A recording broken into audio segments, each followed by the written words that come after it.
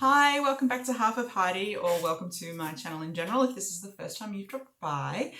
I am 4 weeks post-op today, having a VSG revision surgery to bypass. So again, I thought I'd update my stats and just give an update of how I'm going recovery-wise and all of that sort of stuff. And as per usual, I have taken some notes so that I try to keep on track and try not to make too long of a video.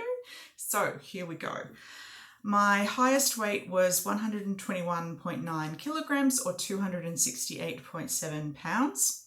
My weight last week, so 3 weeks post-op, was 109.2 kilograms or 240.7 pounds.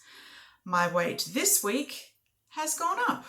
I am 109.5 kilograms or 241.4 pounds. I have managed to gain 0.3 of a kilo or 0.7 of a pound, which brings my total loss back down to 12.4 kilograms or 27.3 pounds. So last week I complained because I only lost 1.4 kilos or 3.1 pounds. This week I have gained. So, I mean, I don't know, how is that for punishment for, being disappointed in actually what was a good thing? I have a couple of theories as to why I've gained weight, because I certainly haven't been overeating, definitely not. I don't believe it has anything to do with undereating, not getting enough protein, or not getting enough fluids. I've done really well with all of those things this week, as confirmed by my dietitian who I spoke to this morning, who was very happy with how I was going. As much as I hate the puree phase, thank God that's over. But anyway, so she did say to me that it is actually quite common for bypass patients to have like this real slowdown in weight loss not long after they've had the surgery, and it picks up again once they get into soft and normal food. She didn't explain it from like a real scientific point of view. She basically just said, the body's in shock. It does tend to retain water anyway as it's going through recovery. And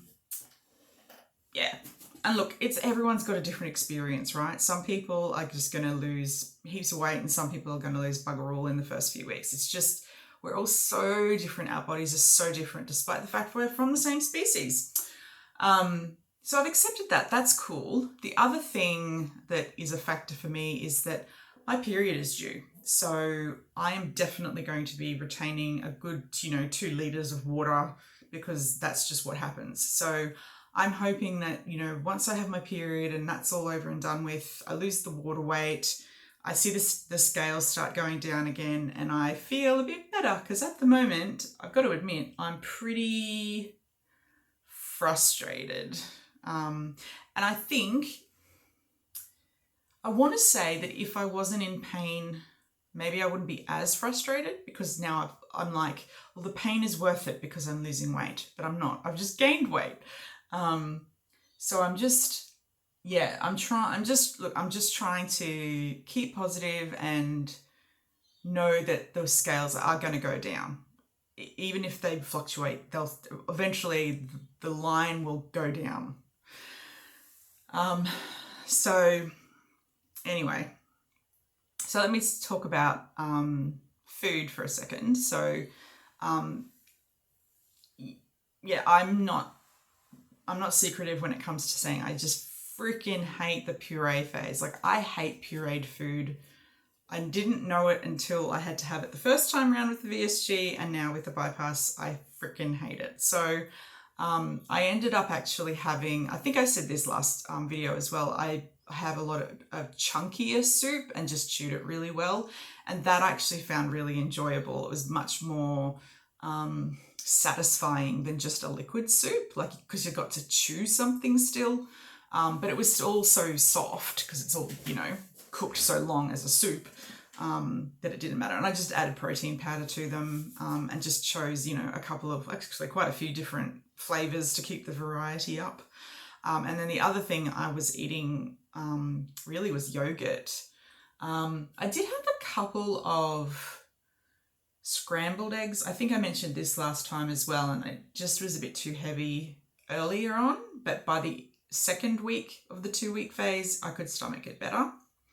I also tried some risotto, and I'm not going to make that a habit because I don't want to have such a high carb meal, but it was more just I needed something different. I just was craving variety. Yeah, I was sick of, the flavor of pumpkin soup, and yeah, I just got a little bit bored and needed something texturally different.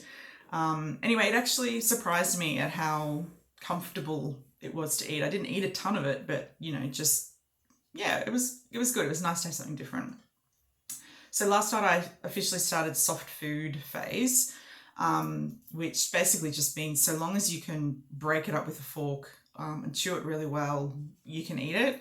And they actually include salad in this phase and mini wraps. So there's options. There's so many more options. Anyway, so last night I had spinach and feta quiche, and tonight I'm having lasagna, and I can't wait. And it smells really good. My husband is cooking it at the moment, and yeah, it smells amazing. So yes, much happier about the food situation. And I do find, just as expected, I can consume bigger amounts the less dense the food is. And obviously the more dense it is, the less I can have. But that was exactly the same with the VSG.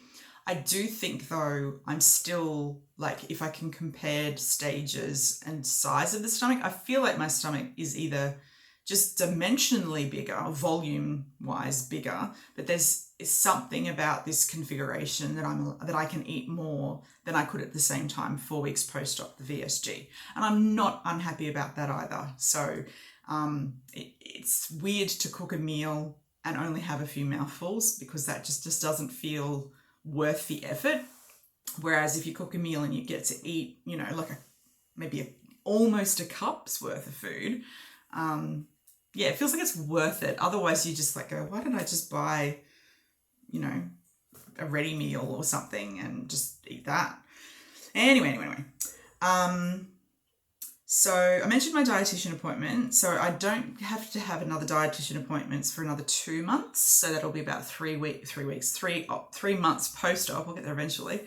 And for that one, I'll have to have a blood test so they can check, how my vitamin and nutrient levels and all that sort of stuff are going. So I'm quite low in vitamin D and zinc, but I was before the surgery. So it's not a side effect of the bypass. It's just I don't get out in the sun, as you can tell. I am very, very pale.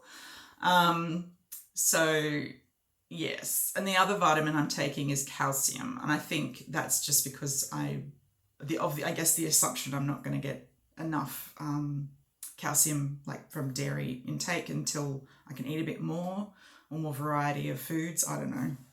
I just make up my own shit to explain away these things. She was happy about my fluid intake, so it was really good. So then the other thing I did this week was put my foot down in terms of the pain that I'm in, and went, you know what, just regular over-the-counter painkillers just aren't doing enough. So it was the pain was prohibiting me from actually being able to do something physically. And I don't mean going out and doing exercise, but stacking and unstacking the dishwasher, going and buying some groceries, playing with my daughter. I can't do those things for very long, a minute or two, and I start getting this really intense pain. So I thought, bugger this, I'll go to my doctor and see if she can recommend, a stronger painkiller that's not endone or oxycodone or anything like that, but is something that's just going to, take the edge off so that I can actually function. Because 4 weeks of me relying very, very heavily on my husband to do everything, and there's only so much one person can do in a day, especially with a toddler. So shout out to single parents everywhere who have to do this all the time, because I couldn't. So she's ended up prescribing me combination paracetamol and codeine. I think in Australia it's typically called Panadeine Fort. So I'm not sure what it's called everywhere else. But yeah, paracetamol and codeine. Take 1 to 2 tablets as required, maximum number of 8 per day, all that sort of stuff. So I took one last night and I found it took maybe the edge off the pain, but the pain was still significant. Today, because I'm just sitting at my desk all day, I think I found taking one at a time is fine. But I think when I'm next due to take painkillers, because I'll probably be up and, playing with my daughter and stuff, I'll probably take 2 so that I can actually do it without telling her, I'm sorry, Mummy's got to have a time out. Mummy's got to go sit down on the couch. And she gets pretty upset because she likes it when I sit on the floor with her, because that's where we play with the toys. So I don't think, and in fact, the dietitian did say to me, like, she doesn't encourage me to go for walks or like long walks or lift exercises or anything like that. She's like, we've really got to wait until the body has recovered more and I'm not in pain before I do that. And I've heard of people who they start their exercise routine like literally within the week that they've had their surgery. Clearly my body is just not created in that way, and I am one of the it's going to hurt for a little bit longer kind of slower recovery people. And I don't know, I'm nearly 40. Could my age have anything to do with it? I don't know. Could my lack of a decent level of vitamin D have something to do with it? I don't know. But all of these things contribute, so I've just got to accept it. And there's one more thing actually that the dietitian told me that I wasn't aware of. And again, if I had done better research or if my surgeon had prepared me better, I would have known that when they create the new stomach and the connection to the small intestine, they pull the intestine up from a lower position than it normally sits, and they attach it, and then they anchor it to your body with like an anchor stitch. And I didn't know that. And apparently the anchor stitch can cause you some pain when you twist and turn and move and stuff, because obviously it's a stitch. It's an internal stitch. It's going to have nerve endings around it and you're going to hurt yourself. So I didn't know that. So it just makes so much sense now that I know that. Well, I'm like, why does it hurt so much when I'm moving in particular? Like, I get it now. Why didn't I know this? I feel stupid. And hey, if you didn't know this and you're about to have the procedure, like I know a couple of people that watch my videos are going to have the procedure, be warned, this thing. But apparently the anchor stitch is a dissolvable stitch. So for people who have pain, like ongoing pain like I do with the stitch, when the stitch dissolves, the pain literally goes away overnight. So I am looking forward to when that happens. I don't know when it'll happen, but hopefully soon, maybe.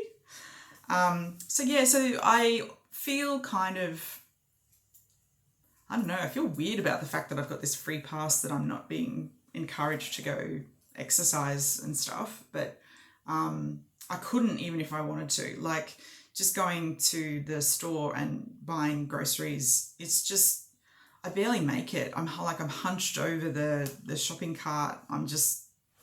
It's not I don't know, I'm sure people that look at me go, there's something wrong with that woman. And I hold onto my side and I push the cart along like a little injured, delicate flower. But anyway,